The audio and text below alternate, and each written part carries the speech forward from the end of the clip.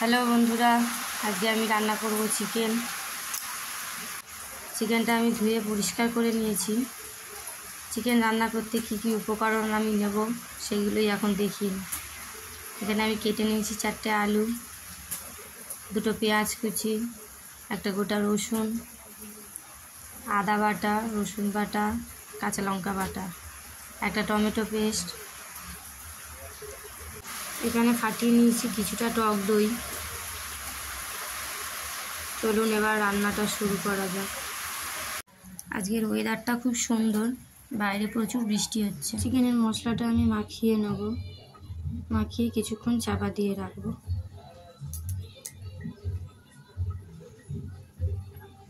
এখানে দিয়ে দিলাম আদা বাটা,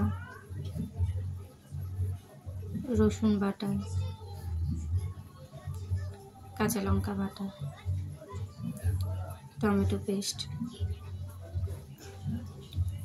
হলুদ গুঁড়ো, জিরে গুঁড়ো, ধনে গুঁড়ো, লঙ্কা গুঁড়ো আর সামান্য নুন পরিমাপ মতো। টক দইটা ভালো করে ফেটিয়ে নিয়ে দিয়ে দিলাম।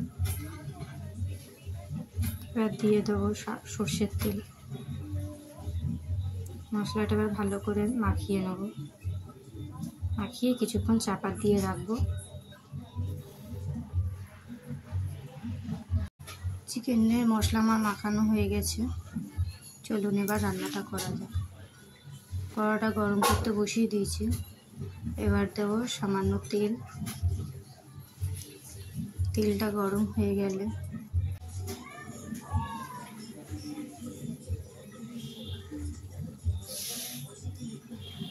সামান্য চিনি দিয়ে দেবো, এতে তরকারির রঙটা খুব ভালো হয়।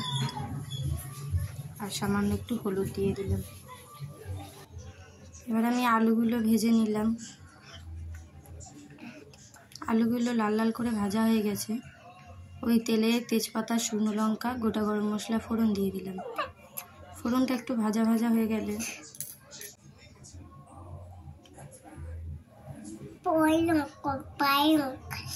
পেঁয়াজ কুচিগুলো দিয়ে দিলাম। পেঁয়াজটা একটু লাল লাল করে ভেজে নেব। পেঁয়াজটা আমার লাল লাল করে ভাজা হয়ে গেছে। এরপর চিকেনটা আমি দিয়ে দেবো।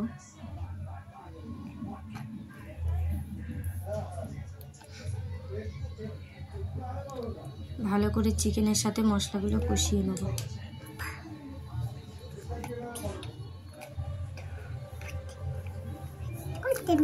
চিকেনটা কষতে কষতে একটা গোটা রসুন আমি রেখেছিলাম, ওটা দিয়ে দিলাম।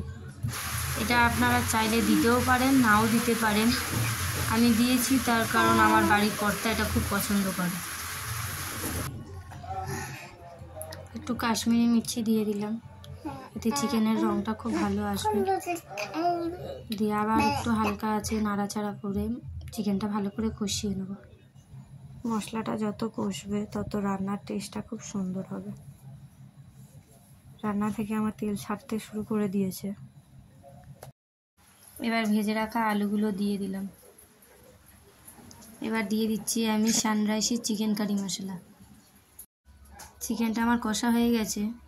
আমি আগেই জলটা গরম করে রেখেছিলাম, গরম জলটাই দিয়ে দিলাম। আর আমি চাপা দিয়ে দেবো, কিছুক্ষণ পর ফিরে আসবো।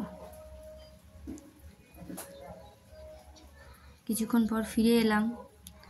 দেখুন আমাদের চিকেন রান্না প্রায় কমপ্লিট।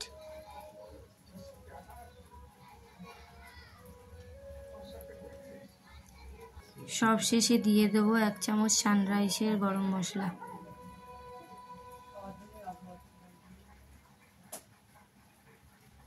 দেখুন আমাদের রান্নাটা কমপ্লিট হয়ে গেছে।